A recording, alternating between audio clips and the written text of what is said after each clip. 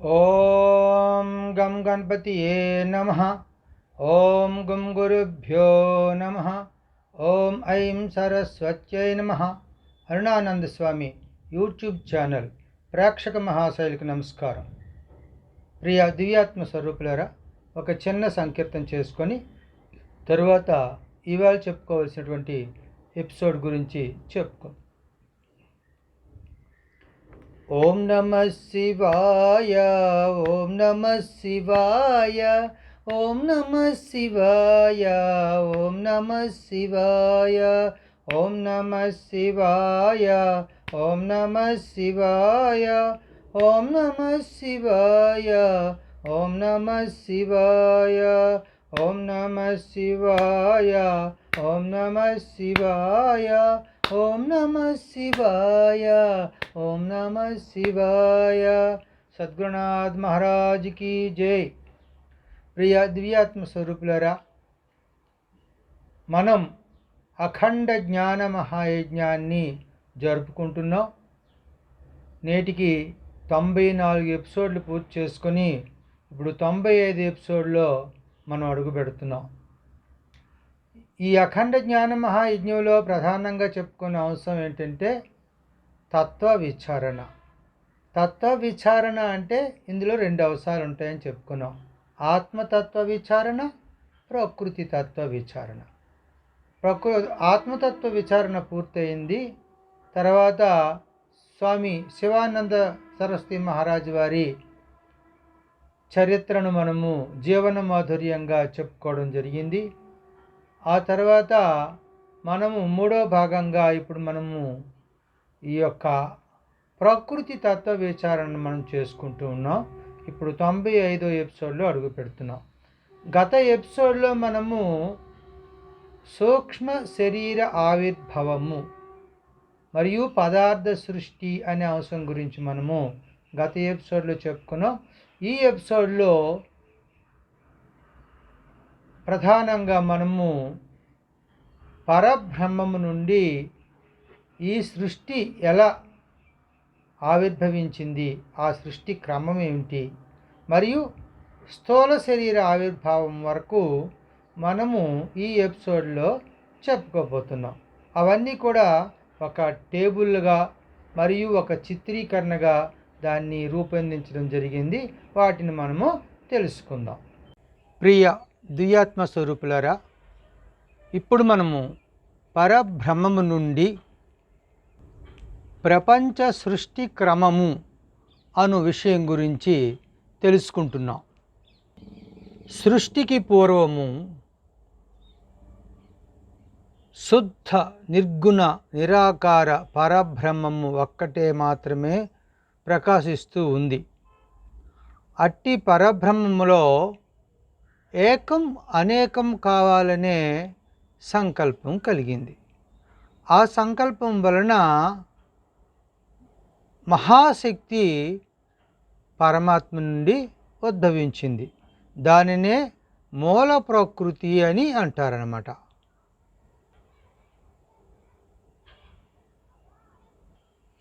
ఈ మూల ప్రకృతి 2 భాగాలుగా అయ్యిందనమాట.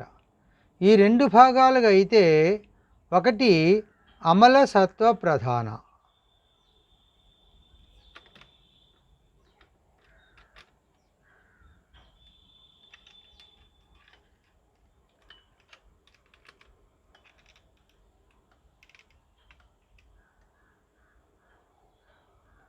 అమల సత్వ ప్రధాన అని అనబడుతుంది. రెండవది మలిన సత్వ ప్రధాన. రెండవది ఈ అమల సత్వ ప్రధాన చంద్రుని వెడబాయిన వెన్నెల మాదిరిగా పరమాత్మతోటే కలిసి ఉంది. ఇక మలిన సత్వ ప్రధాన విషయానికి వస్తే ఇది ఏమైందంటే మరలా 3 భాగాలు అయింది. ఇది ఈ మలిన సత్వ ప్రధాన 3 భాగాలు అయింది. ఆ 3 భాగాలు, మొదటిది సత్వగుణం కలిగినటువంటి మాయాశక్తి. ఈ సత్వగుణము తెలుపు రంగులో ఉంటుందన్నమాట. అంచేత ఒకటి మాయాశక్తి, రెండవది అవిద్యాశక్తి. ఇది రజోగుణం కలిగి ఉంటుంది, ఎరుపు రంగులో ఉంటుందన్నమాట. మూడవది విక్షేప శక్తి. ఇది తమోగుణం కలిగి ఉంటుంది, నలుపు రంగులో ఉంటుంది. ఈ విధంగా మాయ, అవిద్య, విక్షేప శక్తులని 3 రూపాలని దాల్చింది. మాయ సత్వగుణం కలిగి ఉంది, అవిద్య రజోగుణం కలిగి ఉంది, విక్షేప శక్తి తమోగుణం కలిగి ఉందన్నమాట. మాయను తోడు తీసుకుంటూనే భగవంతునికి రూపం ఏర్పడింది. అంటే పరబ్రహ్మ యొక్క ప్రతిబింబము మాయాశక్తిలో పడిందనమాట. ఈ ప్రతిబింబం పడగానే అందులో ఈశ్వరుడు ఉద్భవించాడు. ఈశ్వరుడు అంటే మనకు భగవంతుడు అంటాం, రూపం కలిగినటువంటి సగుణాకార శక్తి అన్నమాట. ఈ సగుణ శక్తియే మనకి బ్రహ్మ, విష్ణు, మహేశ్వరులు ఇందులో మాయలో ఉద్భవించారు. వీరికి తామెవరో తమకు తెలుసు, అంటే తాము సాక్షాత్తు పరబ్రహ్మ స్వరూపులమే అన్న విషయము వీరికి గుర్తులో ఉంది, జ్ఞాపకంలో ఉంది. కనుకన వీళ్ళకి సృష్టి కార్యక్రమం చేసే బాధ్యతలని పరమేశ్వరుడు లేక పరమాత్మ అప్పచెప్పడం జరిగింది. ఇది ఎలా జరిగిందో మనం తెలుసుకుందాం. మనకి దేవి భాగవతంలో ఒక విశేషం ఉంది. మొట్టమొదట మాయాశక్తి, మహాశక్తి ఉద్భవించిందని చెప్పబడుతుంది. ఆ శక్తి మొట్టమొదటిగా బ్రహ్మని సృష్టిస్తే తనను పెండ్లాడమంటుందన్నమాట.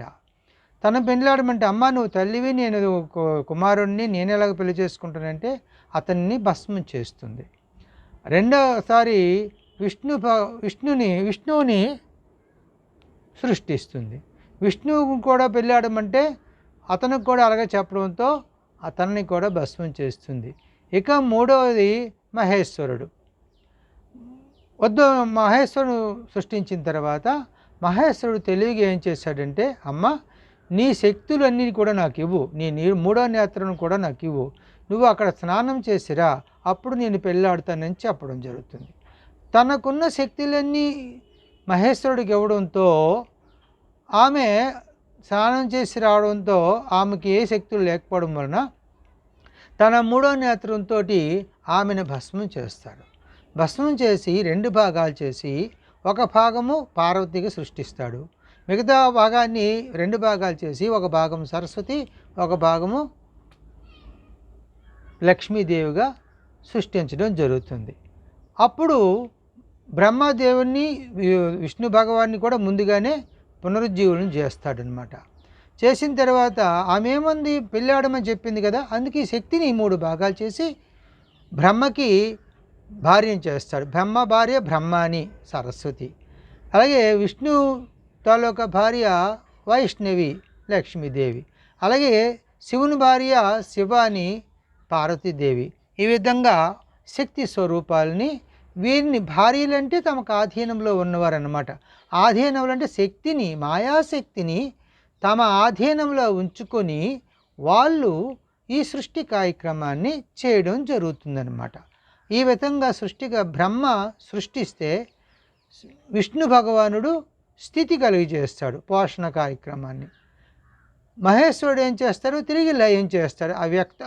అవ్యక్తం నుంచి వచ్చిన వాటిని మళ్ళీ అవ్యక్తానికి పంపించడం చేస్తాడు. ఇది ముగ్గురికి మూడు విధమైనటువంటి కర్తవ్యాలని, విధులని అప్పచెప్పడం జరుగుతుంది పరబ్రహ్మ అన్నమాట.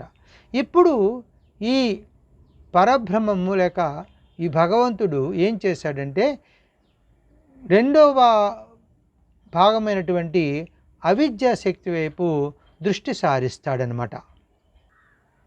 పరమాత్మ అవిద్యా శక్తి వైపు దృష్టి సారించగా దాని యందు అతని ప్రతిబింబాలు పడ్డాయి. అప్పుడు ఆ అవిద్యా శక్తి ఏమైందంటే ఖండాలుగా, ముక్కలుగా అయిపోయింది. ప్రతి ముక్కలో కూడా పరబ్రహ్మ యొక్క ప్రతిబింబము ప్రతిబింబించింది. మధ్యలో చూసారా, ఎరుపు రంగులో ఉంది. ఎరుపు రంగు మధ్యలో పరబ్రహ్మతోలక ప్రతిబింబం కనపడుతూ ఉంది. ఇవి జీవులయ్యేవి. ఎందుకు జీవుడయ్యాడు అంటే తామెవరో మర్చిపోయాడు. మర్చిపోవడమే అజ్ఞానం. అంటే విద్య అంటే తెలుసుకోవడము, అవిద్య అంటే తెలియకపోవడం. ఈ విధంగా జీవుడు తానెవరో మర్చిపోయి అజ్ఞానంగా ఉన్నాడు కనుకన ఈ అజ్ఞానమే జీవునికి కారణ శరీరం అయ్యిందనమాట. ఈ విధంగా జీవులు ఉద్భవించారు, తామెవడో తాను మర్చిపోయాడనమాట. ఇలా మర్చిపోయినటువంటి జీవులు ఏం చేశారు, ఎప్పుడైతే తానెవడో మర్చిపోయాడో తాను కానటువంటి దాన్ని నిజం అనుకుంటూ అది కావాలని కోరుకుంటూ ఉంటాడు. అదేమిటి, ప్రకృతిని అనమాట. ఈ జీవుడు అనుభవించడానికి అంటే కోరికలు పెరుగుతాయి వాడికి, అవి అజ్ఞానం వలన కోరికలు పెరుగుతాయి. ఆ కోరికలను తీర్చుకోవడానికి పరబ్రహ్మము విక్షేప శక్తి వైపు దృష్టి సారిస్తాడనమాట. దృష్టి సారించగానే ఆ విక్షేప శక్తి నుంచి ఏం జరుగుతుందంటే మొట్టమొదటిసారిగా సూక్ష్మ పంచభూతములు ఆవిర్భవిస్తాయి. సూక్ష్మ పంచభూతములు ఇవి ఎట్లా ఆవిర్భవిస్తాయి, వాటికి తన్మాత్రలు ప్రధానంగా ఆవిర్భవిస్తాయి. శబ్ద తన్మాత్రగా ఉన్నటువంటి ఆకాశము, ఆకాశభూతము, దాని నుంచి స్పర్శ తన్మాత్రగా ఉన్నటువంటి వాయుభూతము, ఆ వాయుభూతము నుండి రూపతన్మాత్రగా ఉన్నటువంటి అగ్నిభూతము, దాని నుండి రుచి అంటే రసతన్మాత్రగా ఉన్నటువంటి జలభూతము, దాని నుంచి గంధము అంటే వాసన, గంధ తన్మాత్రగా ఉన్నటువంటి పృథివీభూతము అంటే భూమి ఆవిర్భవించాయి. ఇవి సూక్ష్మ పంచభూతాలు. ఇప్పుడున్న స్థూలం కాదు, కంటికి కనిపించని సూక్ష్మ పంచభూతములు ఆవిర్భవించాయి. విక్షేప శక్తి నుంచి ఆవిర్భవించాయి పరబ్రహ్మ యొక్క దృష్టి వలన. ఈ సూక్ష్మ పంచభూతాలకి త్రిగుణాలు కలిశాయి. కలవడంతో ఏం జరిగిందంటే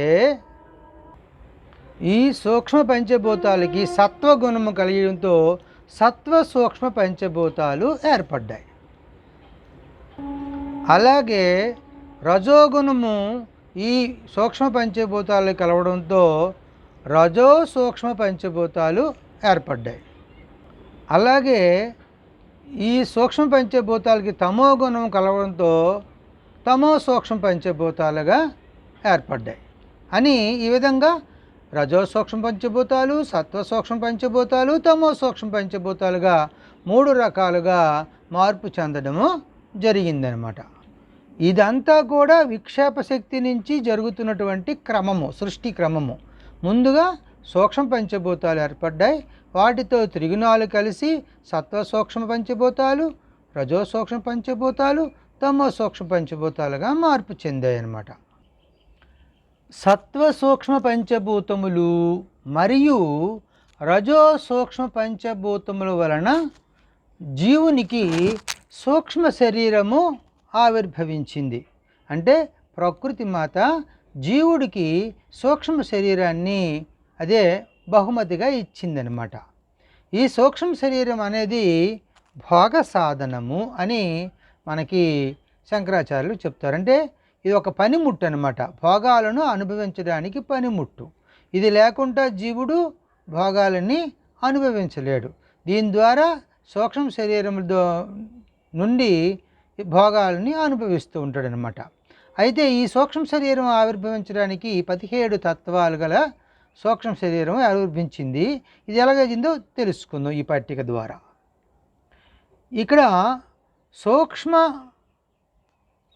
సత్వ సూక్ష్మ పంచభూతములు 2 విధాలుగా మారే. ఒకటి సత్వ సమిష్టి సూక్ష్మ పంచభూతములు, అలాగే సత్వ వ్యష్టి సూక్ష్మ పంచభూతములు అని 2 రకాలు.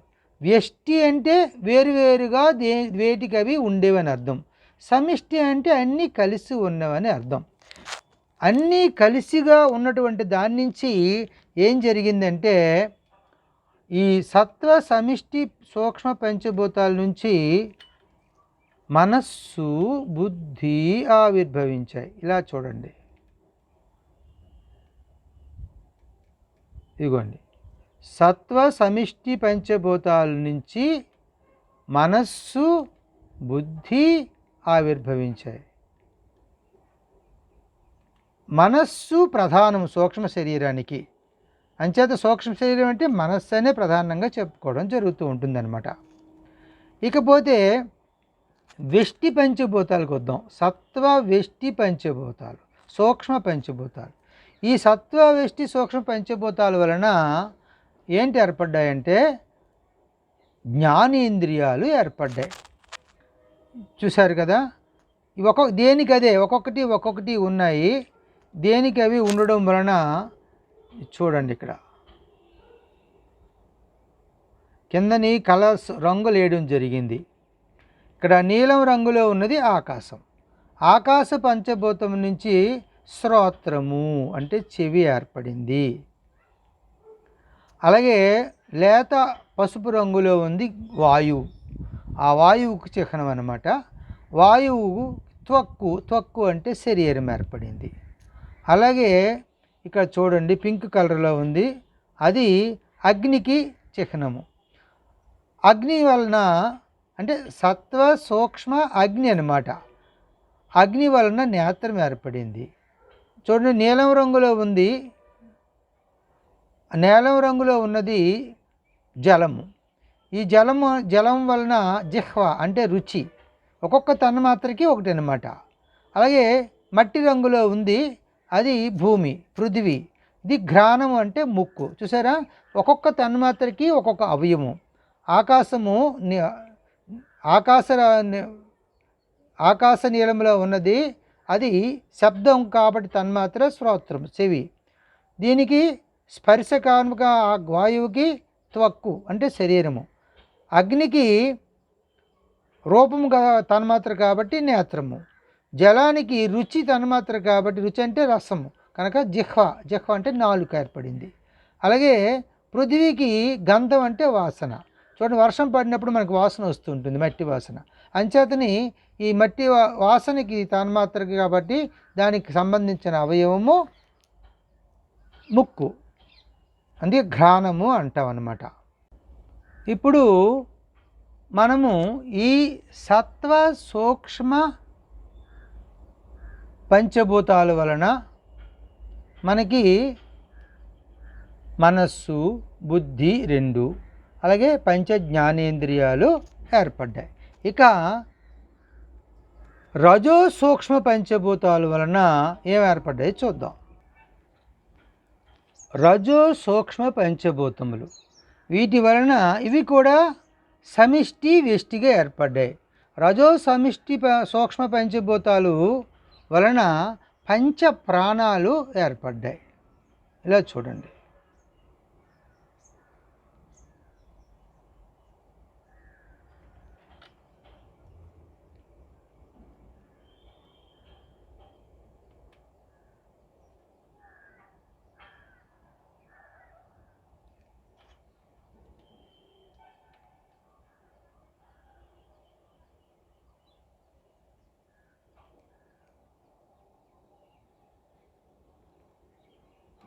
చూశారు కదా. ఆకాశం వలన సమాన వాయువు, వాయువు వలన వ్యానవాయువు, అగ్ని వలన ఉదాన వాయువు, జలం వలన ప్రాణవాయువు, భూమి వలన అపానవాయువు అని ఈ విధంగా 5 వాయువులు పంచ ప్రాణాలు అంటాం. ఈ పంచ ప్రాణాలు సమిష్టి సూక్ష్మ రజో సూక్ష్మ పంచభూతాల వలన ఏర్పడ్డాయి అన్నమాట. ఇక రజో వెష్టి సూక్ష్మ పంచభూతాలు అంటే వేటికవి విడిపోయేవి. ఒక్కొక్క దాని నుంచి ఒక్కొక్కటి ఏర్పడ్డాయంటే కర్మేంద్రియాలు ఏర్పడ్డాయి. ఈ కర్మేంద్రియాలు ఇప్పుడు చూడండి, ఇగో కలర్స్ వేయడం జరిగింది. ఆకాశ నీలం ఉంది కదా, ఆకాశము వలన వాక్కు నోరు ఏర్పడింది.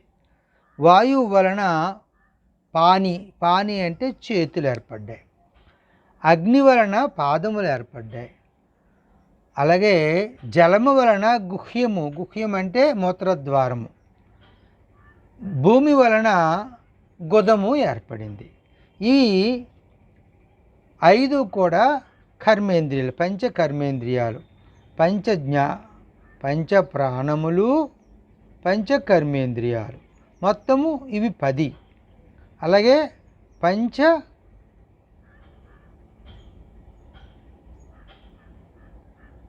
జ్ఞానేంద్రియాలు 15, అలాగే మనస్సు, బుద్ధి, మొత్తము 17 తత్వాలతో కూడుకున్నదే ఈ సూక్ష్మ శరీరం అన్నమాట. ఒకసారి అలా చూడండి. మనస్సు, బుద్ధి, శ్రోత్రము, త్వక్కు, నేత్రము, జిహ్వ, ఘ్రాణము, సమానవాయువు, వ్యానవాయువు, ఉదానవాయువు, ప్రాణవాయువు, అపానవాయువు, వాక్కు, పాని, పాదము, గుహ్యము, గుదము, మొత్తము ఈ 17 తత్వాలతో ఉన్నదే సూక్ష్మ శరీరము. ఈ సూక్ష్మ శరీరం జీవునికి బహుమతిగా ప్రకృతి మాత ఇచ్చిందనమాట. దీనిని ఒక ఉపకరణముగా, సాధనముగా ఉపయోగించుకొని ఈ సూక్ష్మ శరీరంతో జీవుడు స్థూల శరీరంలో ప్రవేశిస్తాడు. ఇప్పుడు స్థూల శరీరం ఏ విధంగా ఆవిర్భవించిందో తెలుసుకుందాం. తమో సూక్ష్మ పంచభూతములు తమో స్థూల పంచభూతములుగా ఆవిర్భావము చెందాయి, మార్పు చెందిపోయాయి అనమాట. ఇప్పుడు మనకు కనిపిస్తున్నటువంటి ఆకాశము, వాయువు, అగ్ని, జలము, భూమి, ఈ కనబడుతున్నటువంటి ఈ స్థూల పంచభూతములుగా మార్పు చెందాయి. ఎందుకంటే జీవుడు అనుభవించడానికి ఈ లోకాలు కావాలి, మరియు వాడికి శరీరము, స్థూల శరీరం కావాలి. ఇప్పుడు ఈ స్థూల పంచభూతములు తమో గుణంతో కలిగి ఉన్నాయి. తమో గుణముతో ఉన్నటువంటి ఈ స్థూల పంచభూతములు అన్నీ కూడా తమో గుణమే. అంచేత ఈ తమో గుణంతో ఉన్నటువంటి ఈ స్థూల పంచభూతములు ఏ విధంగా మార్పు చెందాయో చూద్దాం. ఈ స్థూల పంచభూతములు 2 భాగాలు అయ్యింది. అందులో ఒక భాగము 14 భువనాలు అయినాయి, 14 లోకాలు అన్నమాట. రెండో భాగం ఏమైందంటే స్థూల శరీరాలు ఏర్పడ్డాయి. పంచభూతముల పంచీకరణం వలన స్థూల శరీరాలుగా ఏర్పడ్డాయి. ఇప్పుడు ఈ 14 భువనాల గురించి మనం ఒకసారి తెలుసుకుందాం. 14 లోకాలకి మధ్యలో భూమి ఉందన్నమాట. మధ్యలో భూమి ఉండడం వలన దీన్ని మర్త్యలోకము అంటారు. అంటే 7వ స్థానంలో ఉంది. 7 భూలోకం. భూలోకంకి పైన, భూలోకంతో కలిపి పైన 7 లోకములు, కిందకి 7 లోకములు. అంచేత ఇవి అధః లోకాలు అంటాం. అయితే పై లోకాలు చూద్దాం. భూలోకం పైన భువర్లోకము, ఆ మీదని సువర్లోకము, ఆ పైని మహర్లోకము, ఆ తర్వాత పైన జనలోకము, దానిపైన తపోలోకము, దానిపైన సత్యలోకము. ఇవి పైకి ఉన్నటువంటి 7 లోకాలు. సత్యలోకము, తపోలోకము, జనలోకము, మహర్లోకము, సువర్లోకము, భువర్లోకము, భూలోకము. అంచేత ఇప్పుడు కిందకి పాతాళ లోకాలు ఇవి 7. ఇవి చూద్దాం. అతలంబు, వితలంబు, సుతలంబు, తలాతలంబు, మహాతలంబు, రసాతలంబు, పాతాళంబు. ఈ విధంగా 14 లోకాలు అయ్యింది. అంటే మనకి తమో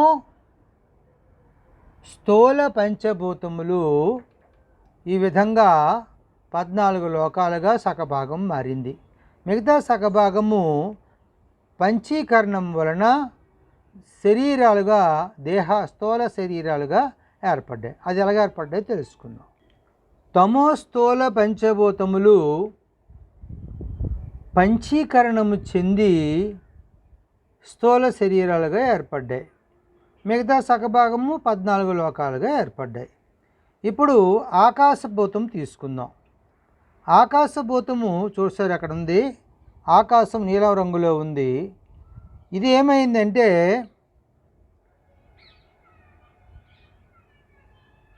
ఇప్పుడు ఆకాశం చూడండి, ఆకాశం భూతము 2 భాగాలయ్యింది. నిడువుగా 2 భాగాలయ్యి మధ్యలో సగభాగము ఆకాశము జ్ఞానం ఉంది కదా, ఆ సగభాగం అంతా ఆకాశము, అది అలా ఉండిపోయింది.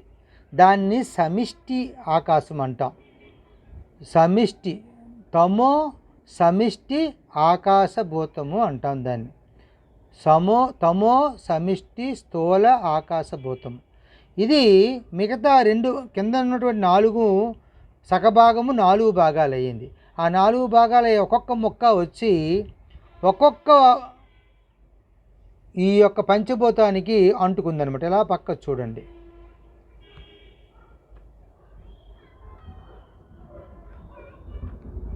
చూసారా, మనస్సు వచ్చింది. వాయువుకు అంటుకుంటే అది మనస్సు అయ్యింది. ఆకాశము అది అలాగా ప్రధానంగా సమిష్టి సమిష్టి స్థూల ఆకాశభూతం వలన జ్ఞానం ఏర్పడింది. అలాగే దాని తాలూకా అంటే మిగతా సగభాగము 4 భాగాలు, దాన్ని వెష్టి భాగాలు అంటాం. ఈ సగభాగం 1/2 భాగం అయితే ఈ వెష్టి భాగాలు ఒక్కొక్కటి 1/8 భాగం అన్నమాట. మిగతా సగభాగం 4 ముక్కలై ఒక వాయువుకి, అగ్నికి, జలానికి, పృథ్వీకి అంటుకున్నాయి, చేరిందనమాట. ఇప్పుడు వాయువుతో చేరడం వలన ఆకాశము మనస్సుగా ఏర్పడింది. అలాగే ఆకాశము అగ్నితో చేరడం వలన బుద్ధి ఏర్పడింది.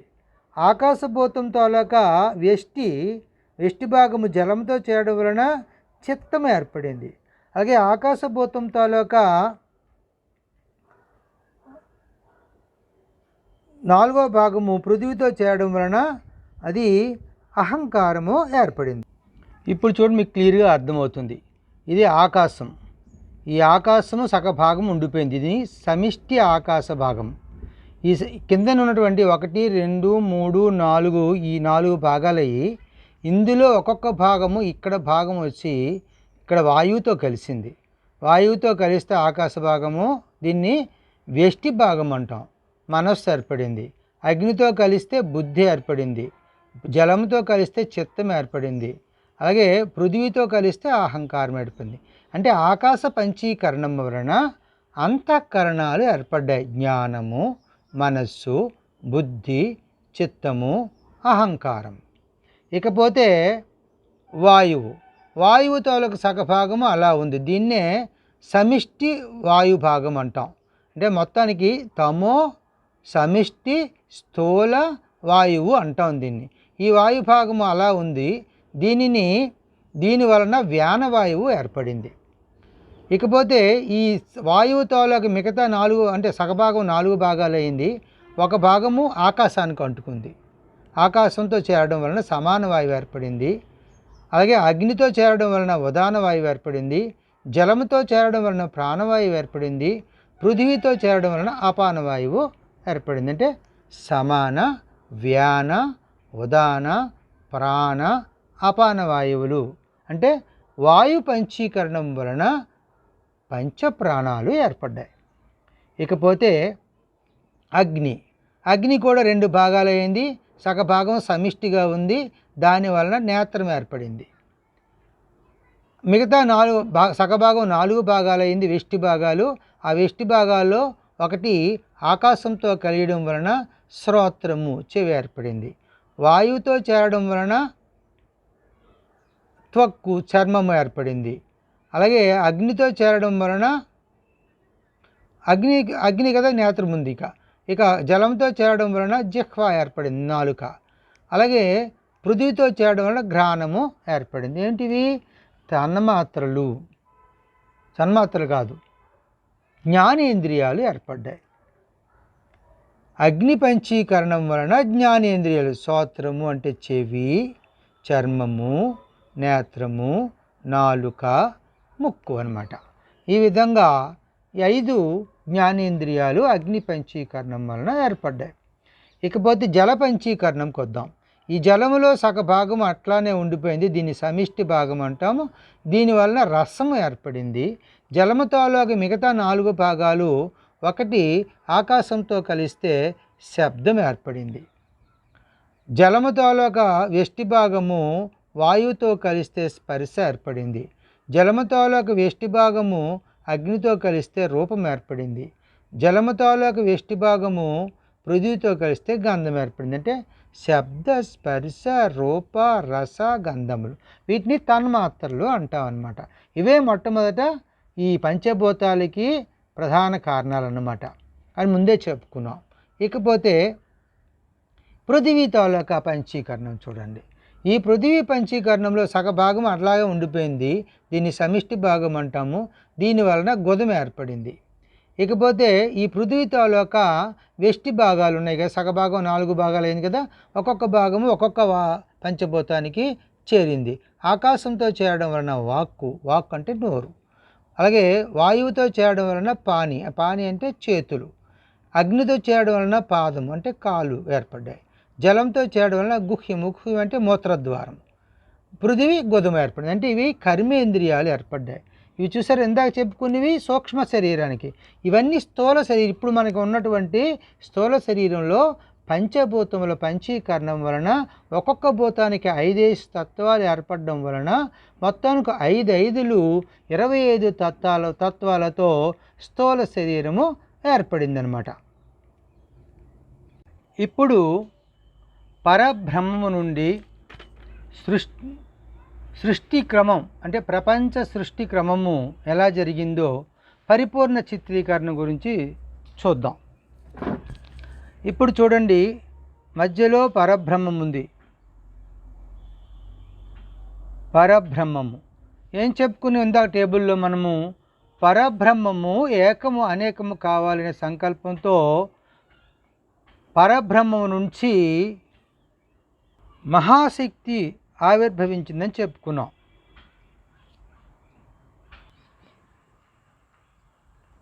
ఇదిగోండి మహాశక్తి ఇక్కడ నుంచి ఇక్కడ వరకు మహాశక్తి 2 భాగాలయ్యింది అని చెప్పుకున్నాం. మహాశక్తి 2 భాగాలయ్యింది. అదిగో ఎల్లో లేత పసుపు రంగున్నది పరబ్రహ్మము.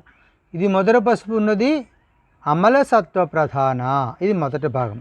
రెండవ భాగము ఇదిగోండి మలిన సత్వ ప్రధాన. ఈ మలిన సత్వ ప్రధాన మరలా 3 భాగాలని చెప్పుకున్నాం. ఇగో మాయాశక్తి, అవిద్యాశక్తి, విక్షేపశక్తి. మాయాశక్తి తెలుపు రంగు ఉంది, అవిద్యాశక్తి ఎరుపు రంగు, విక్షేపశక్తి నలుపు రంగు. మాయాశక్తిలో మా ఈశ్వరుడు అంటే బ్రహ్మ విష్ణు మహేశ్వరులు ఉద్భవించారు. అవిద్యాశక్తి ఖండాలుగా అయ్యి అందులో ఒక్కొక్క ఖండంలో కూడా పరబ్రహ్మ యొక్క ప్రతిబింబం పడడంతో ఆ అవన్నీ జీవులుగా ఏర్పడ్డాయి. ఇకపోతే విక్షేపశక్తి ఈ జీవుడు అనుభవించడం కోసమని ఆమె విక్షేపశక్తి నుంచి మనకి సూక్ష్మ పంచభూతాలు ఆవిర్భవించాయి. ఇవో సూక్ష్మ పంచభూతాలు ఆకాశము,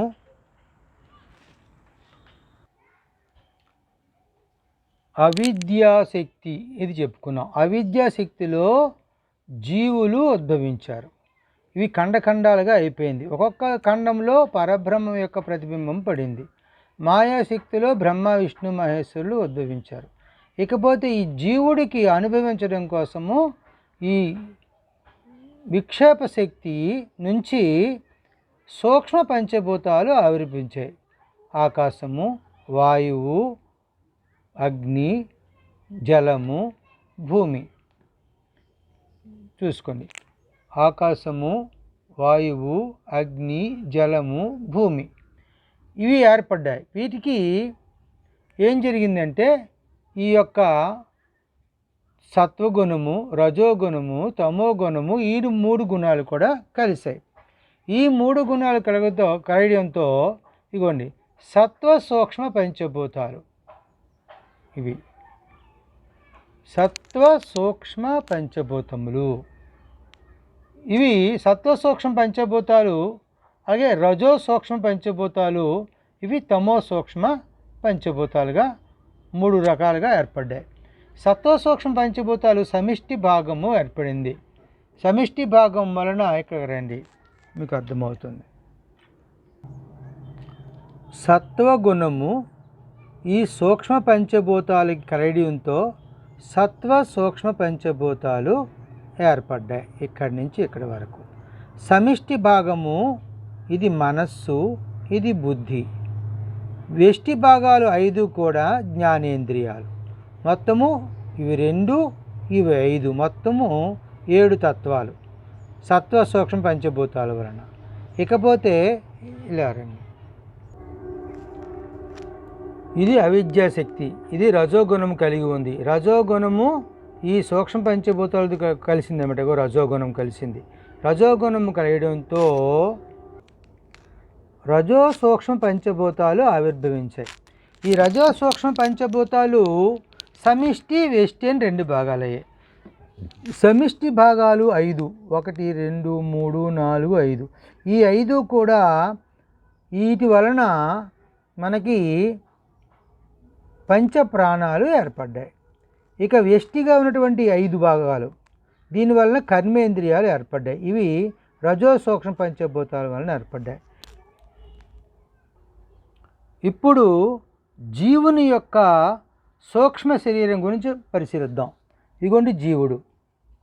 ఈ జీవుడు సూక్ష్మ శరీరం తీసుకుంటే ఈ సూక్ష్మ పంచభూతాలతో ఈ త్రిగుణాలు కలిసి ఏర్పడడం ద్వారా ఇదిగోండి ఈ జీవుడి ద్వారా వచ్చింది మనస్సు, బుద్ధి, జ్ఞానేంద్రియాలు, పంచప్రాణాలు, పంచకర్మేంద్రియాలు. ఈ 17 తత్వాలతో ఉన్నదే సూక్ష్మ శరీరము ఆవిర్భవించిందనమాట. ఈ సూక్ష్మ జీవుడు. జీవుడు ఇది కారణ శరీరము. తాను ఎవడో మర్చిపోయాడు కనుక ఇతను కారణ శరీరము, ఇది సూక్ష్మ శరీరం. ఈ 2 జీవుడు ఈ సూక్ష్మ శరీరంతో కలిపి సూక్ష్మ శరీరంలో ప్రవేశించాలి. ఇప్పుడు ఈ స్థూల శరీరంలో ప్రవేశించాలి. స్థూల శరీరం ఎలాగ అయిందో ఈ యొక్క పూర్ణ చిత్రీకరణలో చూద్దాం. ఇప్పుడు మనం సరిగా పరిశీలించినట్టయితే ఇదిగోండి, ఇది ఆకాశం. ఆకాశము ఇక్కడి నుంచి ఇదంతా కూడా సగభాగంగా ఉంది. మిగతా సగభాగము 4 భాగాలయ్యింది. ఈ 4 భాగాల తాలూక భాగాలు ఒక్కొక్కటి కూడా ఇలా రండి, ఇదిగోండి. వాయువుతో కలిసింది. ఆ తర్వాత మిగతా వాయువుతో కలియడం వలన ఏమైంది? ఇది జ్ఞానము, ఇది మనస్సు, ఇది బుద్ధి. అగ్నితో కలిసింది. ఒక భాగం జలముతో కలిసింది.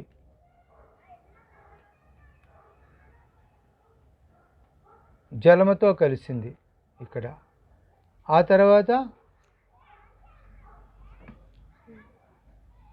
ఇది పృథివీతో కలిసింది ఆకాశ భాగం.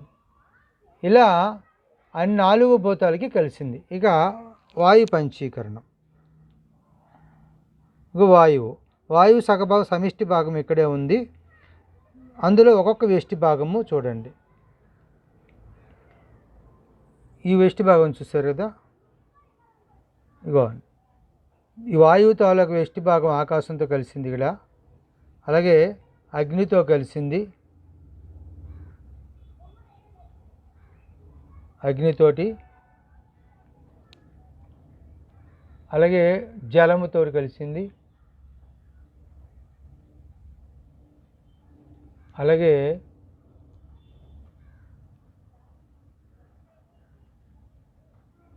భూమితో కలిసింది. ఇది భూమితో కలిసింది. ఈ విధంగా ఒక్కొక్కటి కూడా మిగతా పంచభూతాలు చూడండి ఇక్కడ ఇలా చూస్తే తెలుస్తుంది. భూమితో ఆకాశముతో వాయువు తాలూకు వెష్టి భాగము, అగ్ని తాలూకు వెష్టి భాగము, జలము తాలూకు వెష్టి భాగము, పృథ్వీ తాలూకు వెష్టి భాగం కలిసింది. ఇలా సగభాగము ఆకాశం, మిగతా 4 భాగం మొక్కలు వచ్చి ఒక్కొక్క దాని వచ్చి దీనికి కలిసాయి. అలాగే వాయువు సమిష్టి భాగం. ఇది సమిష్టి భాగము. ఇప్పుడు వాయువు వ్యష్టి భాగం ఇది. అలాగే అగ్ని తాలూకా ఆకాశం తాలూకా వాయువు సమిష్టి భాగము, ఆకాశం ఎష్టి భాగము, అగ్ని వెష్టి భాగము, జలము వెష్టి భాగము, భూమి వెష్టి భాగము. ఇది పంచీకరణ వలన వాయువుతో వచ్చి మిగతా 4 భాగాలు కలిశాయి. ఇప్పుడు అగ్ని తాలూకు సమిష్టి భాగానికి ఆకాశం తాలూకు వెష్టి భాగము, వాయువు తాలూకు వెష్టి భాగము, అలాగే జలము తాలూకు వెష్టి భాగము, అగ్ని తాలూకు వెష్టి భాగం, పృథ్వీ తాలూకు వెష్టి భాగం కలిసి ఈ విధంగా పంచీకరణ జరిగింది. ఇక్కడ జలము తాలూకు సమిష్టి భాగానికి ఆకాశం తాలూకు వెష్టి భాగము, వాయువు తాలూకు వెష్టి భాగము, అగ్ని తాలూకు వెష్టి భాగము, పృథ్వీ తాలూకు వెష్టి భాగం వచ్చి కలిశాయి. ఇక పృథ్వీ తాలూకు సమిష్టి భాగానికి ఆకాశ వెష్టి భాగము, వాయువు వెష్టి భాగము, అగ్ని వెష్టి భాగము, జల వెష్టి భాగము కలిశాయి. ఈ విధంగా ఒక్కొక్క దానికి 5 తత్వాలతో మనకి 25 తత్వాలతో స్థూల శరీర ఆవిర్భావము జరిగిందనమాట. ఇక ఈ తమో స్థూల పంచభూతాలు సగభాగము 14 లోకాలు అయ్యింది. అది చెప్పుకుందాం. 14 లోకాల్లో ఇగో సత్యలోకం, ఆకాశము, వాయువు, అగ్ని, జలము, భూమి మొత్తం ఇవన్నీ కలిపి ఈ పంచభూతాలతో సత్యలోకం ఏర్పడింది. సత్యలోకం కిందనున్నది తపోలోకము. తపోలోకం కిందని 3వది జనలోకం.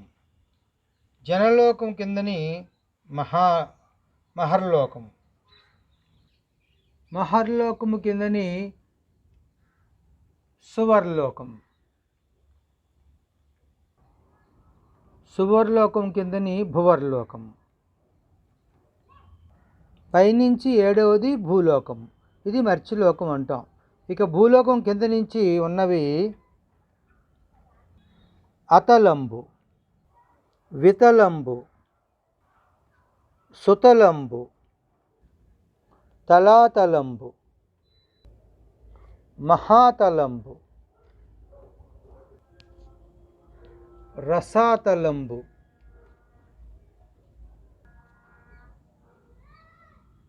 పాతాళంబు. ఈ విధంగా పరబ్రహ్మము నుండి ప్రపంచ సృష్టి క్రమము మరియు స్థూల శరీర ఆవిర్భావము గురించి మనము తెలుసుకోవడం జరిగింది. చిత్రీకరణము చూడండి అలా ఒకసారి.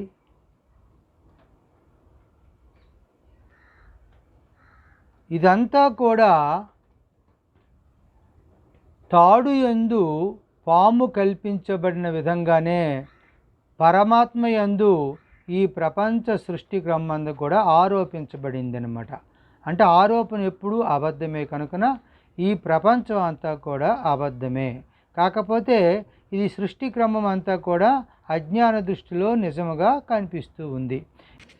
ఈ విధంగా పంచభూతముల పంచీకరణము వలన 25 తత్వములతో కూడినటువంటి ఈ స్థూల శరీరము ఏర్పడింది. అంతేకాకుండా ఒక్కొక్క తత్వానికి ఒక్కొక్క క్రియా లక్షణం ఉందంటే 25 తత్వాలు మరియు 25 క్రియా లక్షణాలతో ఈ స్థూల శరీరాన్ని ఆవిర్భావం జరిగింది కనుకన ఈ స్థూల శరీర తత్వ విచారణ అన్నది వచ్చే ఎపిసోడ్లో మనము తెలుసుకుందాం. హరి ఓం తత్సత్.